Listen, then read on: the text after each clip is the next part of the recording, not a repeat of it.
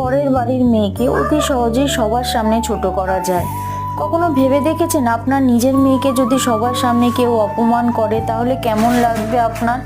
সবাই কেন ভুলে যায় আমরা অন্যের বাড়ির মেয়ে হলেও আমরাও কারোর সন্তান, আমাদেরও বাবা মা আছে, তাদেরও কষ্ট হয়। ঠিক আপনার মেয়েকে অপমান করলে আপনার যেমন হতো।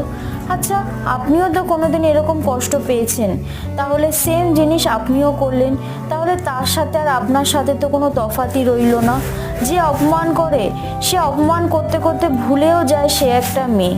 তাই অপমান বা ছোট করে কথা বলার আগে হাত জোর করে বলছি, প্লিজ একটু ভেবে বলুন। ঠিক আপনার যেমন কষ্ট হয় আপনার মেয়েকে কিছু বললে, আমাদেরও বাবা মায়ের কষ্ট হয় আমাদের কিছু বললে।